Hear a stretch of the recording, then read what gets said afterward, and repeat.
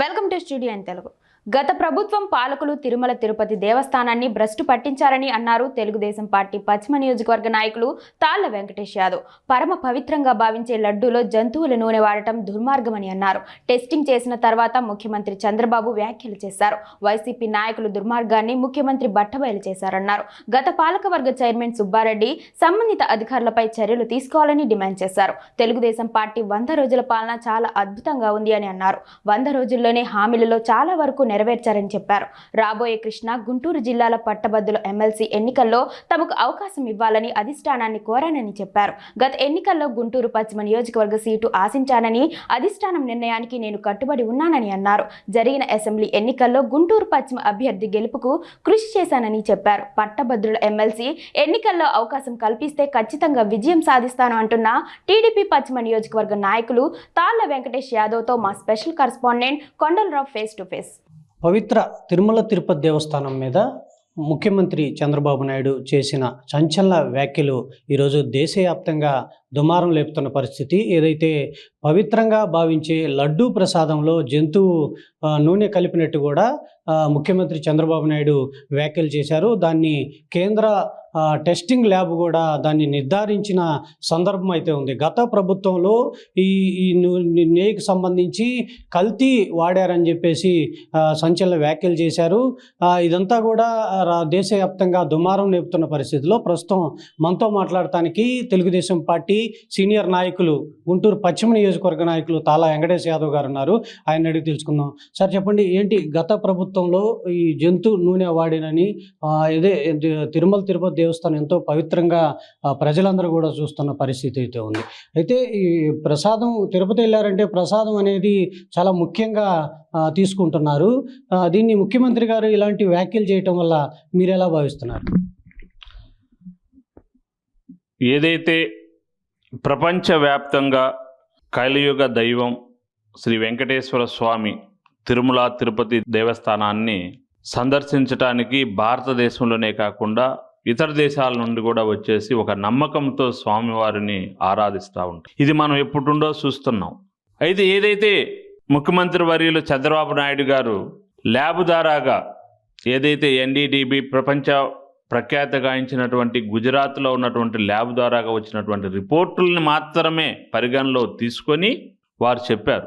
గత టీటీడీ పాలకులు చేసినటువంటి పనిని దానిలో ఈ విధమైనటువంటి చెప్పరాని మాటలతో అలాంటి వస్తువులు పదార్థాలు వాడారు. స్వామివారికి అపవిత్రమైనటువంటి పదార్థాలను వాడిన మీదట దాన్ని హిందువుల యొక్క మనోభావాలను బాగా దెబ్బతీసింది అనేది వాస్తవం. అయితే మరి ఈరోజు టీటీడీ బోర్డు మాజీ అధ్యక్షులు వైవి సుబ్బారెడ్డి గారు మాట్లాడుతూ మేము అలాంటివి ఏమీ చేయలేదు, వెంకటేశ్వర స్వామి దగ్గర కుటుంబ సమేతంగా వచ్చి నేను ప్రమాణం చేయడానికి సిద్ధంగా ఉన్నాను అని చెప్తున్నాడు.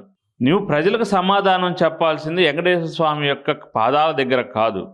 మనం ఏదైతే ఒక ప్రామాణికంగా తీసుకుంటున్నటువంటి ఒక ల్యాబ్ వాళ్ళు ఇచ్చినటువంటి రిపోర్ట్ మీద నువ్వు సమాధానం చెప్పు.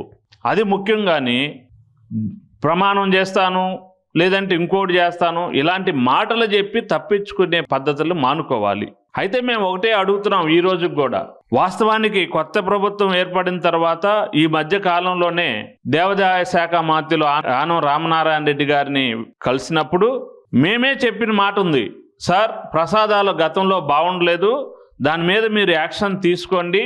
కనీసం మన తిరుపతి లడ్డు అంటే ఇంటిలోకి తీసుకొచ్చేటప్పుడే దాని యొక్క తిరుపతి అనే తిరుమల తిరుపతి లడ్డు ప్రసాదం వాసన తెలిసిపోతుంది సార్.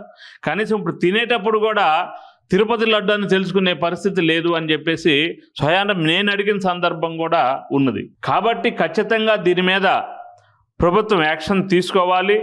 అవసరమైతే సిబిసిఐడికి అప్పచెప్పేసి ఎవరైతే నిజమైనటువంటి నేరస్తులు ఉన్నారో, కారణం ఏంటంటే ఖచ్చితంగా ఈ యొక్క దుర్మార్గపు జగన్ పాలనలో జరిగినటువంటి వ్యక్తులు ఖచ్చితంగా అక్రమ సంపాదన కోసమై పేరు ఊరు లేనటువంటి ఏఆర్ ప్రొడక్ట్స్ అనే వారి దగ్గర నుండి అతి తక్కువ డబ్బుతో అంటే కేజీ 320 రూపాయలకి మంచి ఆవు నెయ్యి అని చెప్పేసి అపవిత్రమైనటువంటి పదార్థాలు అన్నీ కూడా లడ్డూ ప్రసాదాల్లో కలిపినటువంటి దుర్మార్గులు ఈ జగన్మోహన్ రెడ్డి శిష్యులు అని చెప్పేసి నేను తెలియజేస్తా ఉన్నాను. వారిని ఖచ్చితంగా శిక్షించాలని చెప్పేసి మరి ప్రభుత్వం కూడా దీని మీద ఎక్కువ సమయం తీసుకోకుండా యాక్షన్ తీసుకోవాలని చెప్పేసి ప్రభుత్వాన్ని కూడా కోరుతా ఉన్నాను. వైవి సుబ్బారెడ్డి మాజీ అధ్యక్షుడు తిరుపతి దేవస్థానం. రెండోది నారా లోకేష్ కూడా రాత్రి ఛాలెంజ్ చేశారు, నేను తిరుపతిలోనే ఉన్నాను, ప్రమాణం చేస్తా అన్నారుగా రండి అని. ఇప్పుడు దాకా ఆయన స్పందించిన పరిస్థితి లేదు. అందుకే ఇందాక నేను చెప్పాను, ఇలాంటి ప్రలోభాల మాటలకి కాకుండా నిజంగా నువ్వు తప్పు చేయకపోతే ఏదైతే ఎన్డీటీపీ ల్యాబ్ ద్వారా వచ్చినటువంటి రిపోర్ట్కి ముందు నువ్వు సమాధానం చెప్పు. లేదు మా యొక్క జాతీయ ప్రధాన కార్యదర్శి నారా లోకేష్ గారు మంత్రివర్యులు నీకు ఛాలెంజ్ చేశాడు, నువ్వు ఎక్కడికైతే వస్తానన్నావో అక్కడే ఉండి ఛాలెంజ్ చేశాడు. మరి నువ్వు ఎక్కడున్నావు ఇప్పుడు వరకు? నువ్వు తప్పించుకొని తిరగటానికి, మాటల ద్వారాగా సమయం వృధా చేయటానికి ఇలాంటి మాటలు చెప్తున్నావు తప్ప నిజంగా మీరు తప్పు చేశారన్నది మీ ఆత్మసాక్షికి తెలుసు. నిజంగా ఆ వెంకటేశ్వర స్వామి సహజంగా వచ్చే జన్మలోనో ఇంకో జన్మలోనో శిక్షిస్తాడు అంటారు, కానీ ఈ జన్మలోనే మిమ్మల్ని ఖచ్చితంగా శిక్షిస్తాడని చెప్పేసి తెలియజేస్తా ఉన్నాను. మరోసారి వైసీపీ ఏదైతే కాంగ్రెస్ అధ్యక్షురాలు షర్మిలారెడ్డి గారు కూడా కొద్దిసేపటి క్రితం మాట్లాడటం జరిగింది, చంద్రబాబు రాజకీయాలు చేయకుండా వెంటనే సిబిఐకి అప్పచెప్పి దోషుల్ని మాత్రం కఠినంగా శిక్షించాలని చెప్తున్నారు. దీని మీద మీరేమంటారు? షర్మిల గారు చంద్రబాబు నాయుడు గారికి సలహాలు ఇచ్చే స్థాయి ఆమెది కాదు. ఈరోజు కాకపోతే రేపైనా మళ్ళా అన్నా చెల్లెళ్ళ అనుబంధం మళ్ళా కలుస్తుంది. ఈ వైఎస్ఆర్సీపీ పార్టీ పోయి కాంగ్రెస్ పార్టీలో కలిసిపోతుంది. వీరందరూ ఒకటే. ఇవేవో కళ్ళబొల్లి మాటలు చెప్పేసి ప్రజల్ని మోసం చేయడానికి చెప్పే మాటలే తప్ప నిజంగా ఆమె కూడా ఇది నిజమని నమ్మి ఉంటే ఖచ్చితంగా ఆమె కూడా కంప్లైంట్ పడేయమని చెప్పేసి మేము అడుగుతా ఉన్నాం. సార్, ఈ తెలుగుదేశం పార్టీ 100 రోజుల పాలన విజయవంతంగా జరిగింది, మంచి ప్రభుత్వం అనే పోస్టర్ కూడా రిలీజ్ చేసి ప్రజల్లోకి ఈరోజు నుంచి ఎమ్మెల్యేలు కూడా వెళ్తున్న పరిస్థితి. ఈ 100 రోజుల పాలన ఎలా ఉందంటారు? 100 రోజుల పాలన ఎన్డీఏ కూటమి చాలా అద్భుతంగా చేసింది. ఇవాళ మనం చూసాం, చిన్న ఎగ్జాంపుల్, గత 100 సంవత్సరాలుగా ఎప్పుడూ లేనటువంటి ఒక సునామీ లాంటిది ఒక విజయవాడని టచ్ చేసింది. అదే జగన్మోహన్ రెడ్డి ప్రభుత్వంగానే ఉంటే కొన్ని వేల మంది చనిపోయి ఈ రాష్ట్రాన్ని వదిలిపెట్టి పోవాల్సిన పరిస్థితి ఏర్పడేది. మరి చంద్రబాబు నాయుడు గారు చాలా అనుభవజ్ఞుడు, మరి వారికి తోడుగా బీజేపీ వారు, మరి జనసేన పార్టీ అధ్యక్షులు పవన్ కళ్యాణ్ గారు, వీరందరూ కూడా ఒక మంచి ఆలోచనతో ఎప్పుడైతే ఇలాంటి సందర్భం వచ్చిందో ఆ సందర్భానికి అనుకూలంగా అందరూ కలిసి ఇవాళ ఎంత నష్టము లేకుండా చేయగలిగినటువంటి పరిస్థితి ఒక చంద్రబాబు నాయుడు గారి ఆధ్వర్యంలోనే జరిగిందంటే ఇంతకన్నా ప్రభుత్వానికి మనకి నిదర్శనం ఏముంటుందని అడుగుతా ఉన్నాను.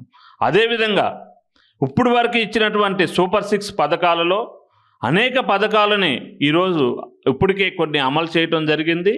ముందు మిగతావి కూడా మహిళలకి రేపు గ్యాస్ ఇస్తానన్నారు, దీపావళి నుండి అది మొదలు పెడతా ఉన్నారు. నిన్న క్యాబినెట్లో కూడా తీర్మానం చేసి చెప్పారు. ఇవాళ బీసీలకి చట్టసభల్లో 33% రిజర్వేషన్ కల్పిస్తానని చెప్పేసి క్యాబినెట్లో తీర్మానం చేయటం జరిగింది. అనేక రకాలుగా బడుగు బలహీన వర్గాల వారికి ఈ ప్రభుత్వం ఎన్డీఏ కూటమి అండగా ఉంటుందని చెప్పేసి ఇంతకు మించి చెప్పాల్సింది ఇంకోటి లేదని చెప్పేసి కూడా నేను తెలియజేస్తా ఉన్నాను. సార్, తాళ్ళ వెంకటేష్ యాదవ్ గారు గుంటూరు పశ్చిమ నియోజకవర్గ సీటు ఆశించారు గతంలో. ఇప్పుడు గ్రాడ్యుయేట్ ఎమ్మెల్సీ కృష్ణా గుంటూరుకు సంబంధించి గ్రాడ్యుయేట్ ఎమ్మెల్సీ నెక్స్ట్ రాబోతున్నాయి. దీని మీద ఏమన్నా తాళ్ళ వెంకటేష్ గారికి ఒక హామీ ఇచ్చారా, లేక మీరు ఏమన్నా డెసిషన్ ఏమైనా తీసుకున్నారా? సరే, 2024లో పశ్చిమ నియోజకవర్గంలో నేను సీటు ఆశించడం జరిగింది. సరే, చివరి నిమిషాల్లో రాజకీయ కోణాల్లో అనేక సమీకరణాల్లో భాగంగా మాకు సోదర సమానులైనటువంటి గల్లా మాధవి గారికి టికెట్ రావటము, మేమందరం కూడా కష్టపడి పనిచేసి ఎప్పుడూ లేనటువంటి మెజారిటీతో సుమారుగా 52,000 మెజారిటీతో మేమందరం కూడా కూటమి సభ్యులతో కలిపి ఆమెను గెలిపించుకున్నాము. చంద్రబాబు నాయుడు గారికి గిఫ్ట్గా ఇచ్చాము. అయితే మరలా ఇప్పుడు గ్రాడ్యుయేట్స్ ఎమ్మెల్సీలో గుంటూరు కృష్ణా జిల్లాకు సంబంధించి మార్చిలో ఖాళీ అవుతూ ఉంది.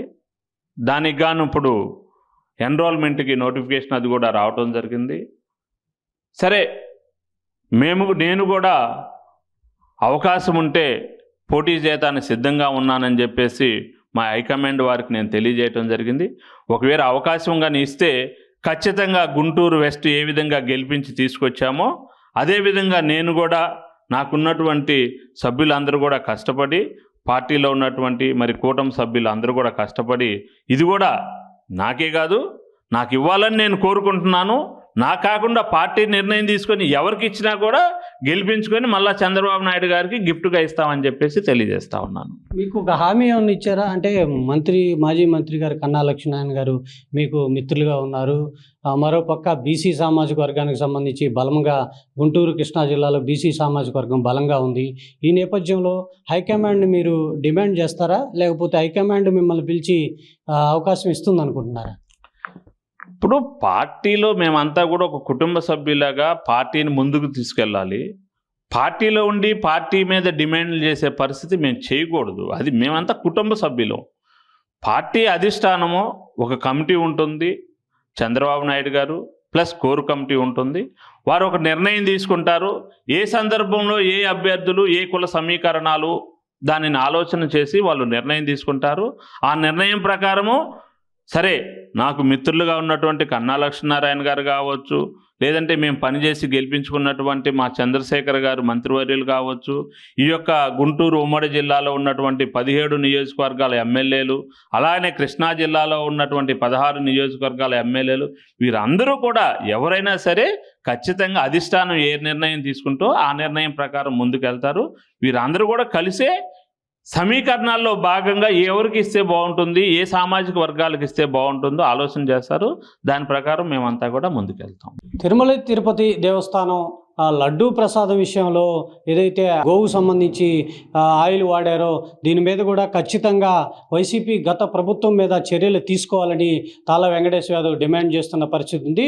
మరోవైపు ఏదైతే కాంగ్రెస్ అధ్యక్షురాలకి షర్మిలాకి చంద్రబాబు మీద మాట్లాడే అర్హత లేదంటూ కూడా చెప్తున్న పరిస్థితి ఉంది. మరోవైపు ఏదైతే గ్రాడ్యుయేట్ ఎమ్మెల్సీకి సంబంధించి కూడా అవకాశం ఇస్తే ఖచ్చితంగా కృష్ణా గుంటూరు జిల్లాకు సంబంధించి గ్రాడ్యుయేట్ ఎమ్మెల్సీలో విజయం సాధిస్తాను, ఏదైతే హైకమాండ్ నిర్ణయానికి నేను కట్టుబడి ఉంటాను, హైకమాండ్ అవకాశం ఇస్తే బాగుంటుందని అనుకుంటున్నాను. గతంలో కూడా ఏదైతే పశ్చిమ నియోజకవర్గానికి సంబంధించి అభ్యర్థిత్వాన్ని కూడా నేను బలపరిచి అత్యధిక మెజార్టీతో ఎమ్మెల్యేని గెలిపించిన పరిస్థితి ఉంది. దీనికి సంబంధించి కూడా నేను టికెట్ ఆశిస్తున్నమాట వాస్తవం. కానీ హైకమాండ్ ఏ నిర్ణయం తీసుకున్నా దానికి నేను కట్టుబడి ఉంటానంటూ కూడా తాళ్ళ వెంకటేశ్వర యాదవ్ చెప్తున్న పరిస్థితి ఉంది. కెమెరా పర్సన్ వేణుతో కొండలరావు, గుంటూరు.